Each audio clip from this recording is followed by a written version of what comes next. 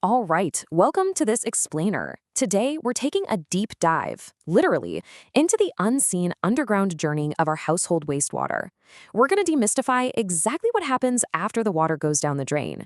And honestly, it is a way more fascinating story than you might think, even if it is a little bit gross. I mean, we rely on our plumbing every single day, right? But we rarely stop to think about the incredible systems working tirelessly beneath our feet just to keep our homes clean and safe. So ask yourself a really simple question. When you flush, where does it actually go? Do you truly know what's buried under your yard right now? Because whether you're connected to a sprawling municipal sewer line or a private on-site septic system, well, that completely dictates the rules of your house. It changes how wastewater is handled, what actually causes those frustrating clogs, and exactly how you need to maintain your drains to prevent a total household disaster. Okay, let's jump right into Section 1. Inside the sewer system, the municipal pipeline. With a sewer system, your home is just one small part of a much larger interconnected network. Wastewater from your sinks, toilets, and showers flows through your household plumbing, out to a massive public sewer main beneath the street, and is then transported miles away to a centralized treatment facility. The absolute most important thing to grasp here is that the actual treatment of the wastewater happens far, far away from your property. And because that heavy lifting of waste treatment is centralized somewhere else, your day-to-day sewer issues are almost always going to be highly localized.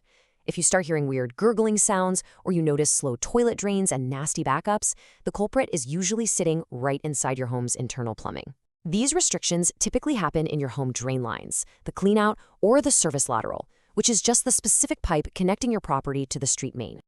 Moving right along to Section 2, inside the septic system, the biological pet. Now, this is a completely different beast.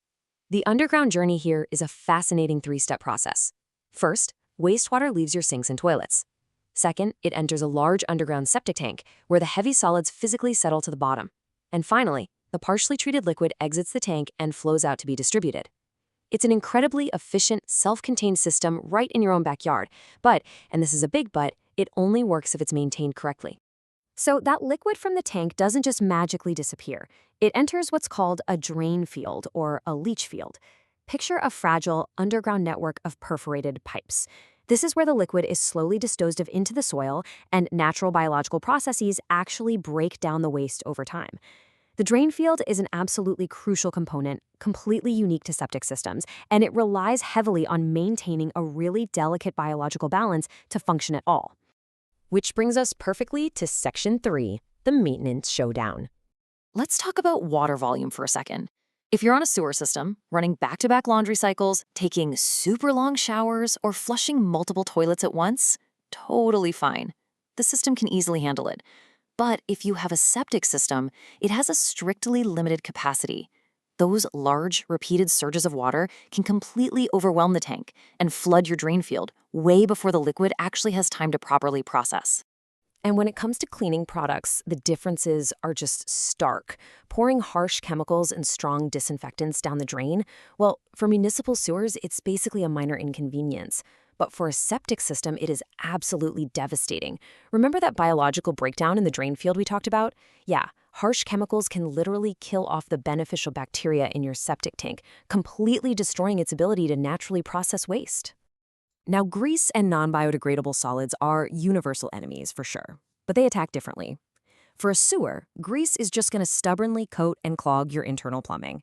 However, for septic tanks, grease and unflushable materials are especially harmful. Why? Because they rapidly increase the sludge layer at the bottom of the tank and can actually flow out to completely clog those fragile distribution routes out in your drain field. Despite their differences, though, there's absolutely a shared checklist of good household habits that we all need to follow, regardless of what's under the yard. First off, always use drain strainers to catch hair and debris. Second, avoid flushing wipes at all costs. Yes, even the ones that literally claim to be flushable on the box. And finally, you should always schedule timely repairs the second you notice slow or gurgling drains. Trust me, you want to stop a small blockage before it becomes a massive downstream disaster. But hey, if you're on a septic system, your maintenance extends way beyond indoor plumbing. You've got an exclusive septic-only checklist. You absolutely must plan for routine septic tank pumping, based entirely on your household size and usage.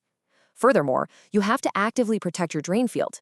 That means keeping heavy vehicles or loads off the grass above it, and keeping major landscaping changes far away to reduce soil compaction and prevent any damage to those delicate underground distribution pipes. Let's move on to Section 4, Warning Signs and Red Flags. What's truly fascinating here is how the exact same warning sign inside your house can mean completely different things depending on your system. Take slow drains and recurring backups, for example. If you're hooked up to a sewer, a backup is just an obstruction, a physical blockage either inside your home plumbing or out in the service line. But if you have a septic system and experience a backup, it frequently means something far more serious. It could indicate that your actual tank has reached full capacity and desperately needs pumping, or worse, that your entire drain field is actively failing to process liquid. Odors are another major clue. If you notice persistent sewage smells inside your home or out in your yard, consider it a massive red flag. For both systems, this can suggest leaks or venting problems. But if you're on a septic system and you start seeing unexplained soggy patches in your yard accompanied by that smell, you are very likely looking at severe drain field distress. The treatment and disposal are supposed to occur underground, so when it fails, it pushes right up to the surface. And finally, Section 5. When to call the pros. If you find yourself repeatedly dealing with clogs or sewage releases, it's time to put down the DIY drain cleaner. Continuing to repeatedly clear drains yourself just isn't going to fix a systemic issue. A professional brings targeted diagnostics based on your specific setup. In a sewer-connected home, a licensed plumber will inspect the cleanouts and run diagnostics to pinpoint exactly where the internal or service line blockage is hiding. If you're on septic, a septic professional will actually measure your tank levels, assess that dangerous sludge accumulation, and evaluate whether your drain field is still capable of coping with your home's current water usage.